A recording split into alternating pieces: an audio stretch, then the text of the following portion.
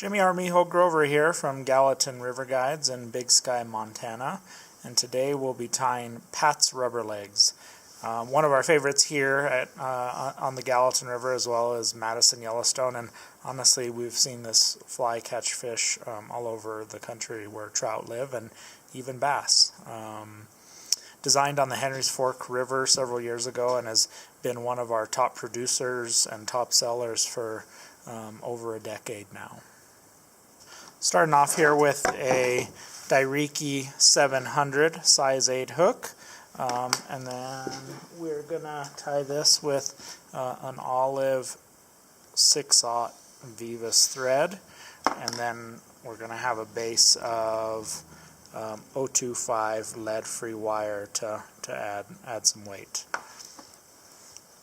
Start off with thread base, starting at the eye, and then wrapping loosely back to the rear of the hook near the barb. Grab our 025 wire here, and we're going to start our first wrap right above the point of the hook, just pinching it off with our left hand there, leaving a little bit of excess so it's easy to remove the extra, and then wrapping forward, tight wraps until we have about 2 eye lengths left behind the eye. And then I usually just push in there with my thumbnail and break that off, and then try to get one of my fingernails in for that back section and break that off. Next we're going to create a little bit of a thread dam at the back side of the wire here so it doesn't rotate back. Then loosely wrap forward to the front of the fly, create another thread dam right in front, and then we're going to kind of keep wrapping loosely over this, creating kind of a cocoon so everything is nice and secure. Then we're going to stop our thread at the front of the fly right behind the eye of the hook. And the next material we're going to tie in is Sexy Floss, or Flexi Floss, has a lot of different names. This is from MFC, and this is an olive color and size medium. And I cut off 2 strands. The first strand we're going to double over here and kind of match up the 2 ends. This is going to create our antenna, so I'm going to face this towards the front of the fly, and I want these antennae to be about the length of the shank, so or a little shorter. It doesn't have to be super long, but I like that. So once I have that sized, I'll take my fingers and lay that right on top of the hook behind the eye, and then I'll do 1 loose wrap to kind of lock that in. A couple more tight wraps, and you saw that those antennae kind of twisted on me. I'll just grab those now and then pull them back towards the top and then splay them out so they look or facing the direction I want them to go. So that's good. Now I'm going to stretch this material, hold it up at an angle, and then I'm going to take my thread and advance to the rear of the hook all the way to the barb. And then at this point, I can chop off these 2. They're going to become our tail, and I want those to be also about the length of the shank. So about there looks good. Just eyeball it. You can also kind of flip this forward and then trim like that if you want to be more precise. Next material we're going to tie in is some variegated olive and brown chenille. And this, as well as coffee and black, tan and brown, orange and brown, all great colors, and probably more on that list that I'm forgetting. We're just going to prepare the tip here so we expose some of that thread core, and then we're going to tie that in right there. Get lots of good tight wraps so that doesn't pull out. Now we can advance our thread to the 2/3 point on our hook shank.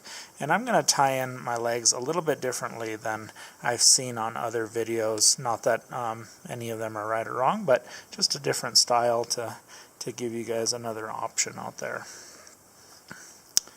Now I've cut 3 sets of legs here, and each leg here is about twice the length of the shank of the hook. So if I were to lay it up here, it's the length of the hook plus the antenna is about the total length. So I have 3 of those. I'm going to put them together, and they have kind of a natural curve. I want that curve to be going the same direction on all of these. So get those placed in your hands, a little tricky.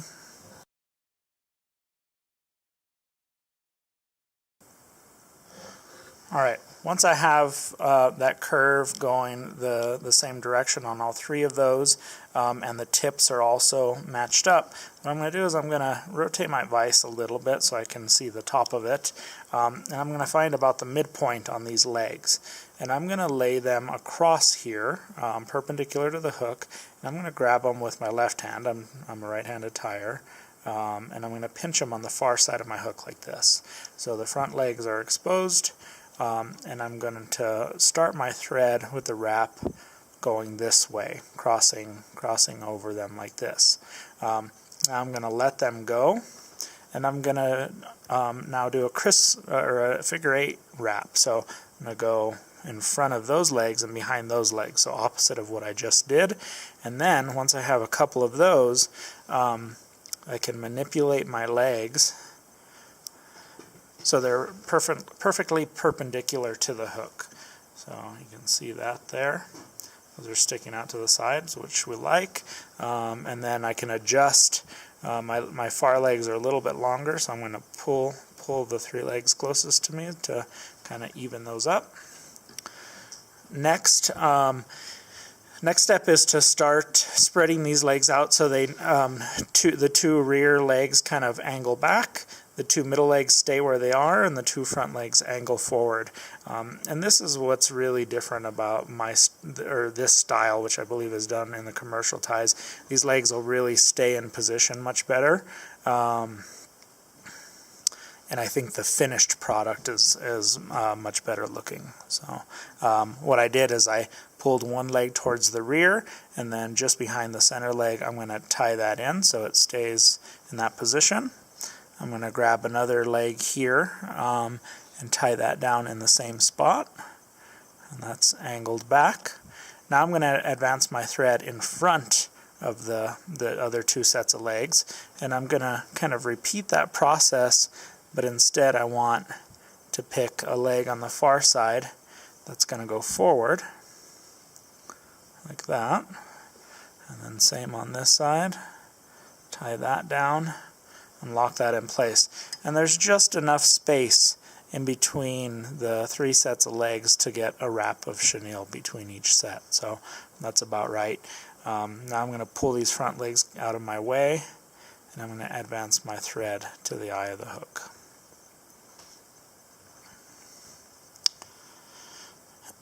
Next step, it can be a bit of a pain because these legs will be in your way some, but what I'll do is with my right hand I'll pull those legs out of my way, and then use other fingers that are still available to me to wrap this chenille forward and create my body. So you just want these to be touching wraps. And then once you get close to that rear set of legs, you can go ahead and let everything go. And that's about right there. So my next wrap I want to be right in front of those, and I want this wrap to make sure it helps position those legs so they're facing in the right angle. Then these middle legs, I want them to be perfectly perpendicular. So I'm going to get a wrap in front and just get those, and those are sticking out just right. Now I'm going to grab my front legs with my left hand here. I'm going to pull them back, and I'm going to get a wrap in front, and these legs are most likely to get kind of out of whack, so I'm going to let those go, take a look. Those are being pushed back a little bit more than I like, so I'm going to kind of push that wrap a little more forward. That looks better. And then I have room for one more wrap of chenille. And then I'm right at the eye, so we're going to go ahead and tie that off.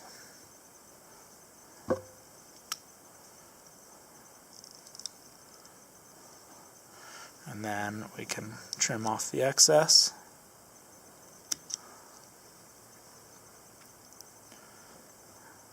Clean up some of that fuzz. And then we can whip finish and we're done. This fly is mostly dead drifted, used as your point fly, often dropping off smaller patterns behind it, but is also a good fly to drop off behind a big dry, like a chubby Chernobyl or even a hopper pattern. Hard to be fishing in southwest Montana, nymphing and not have one of these on. And that's it. Thanks for watching.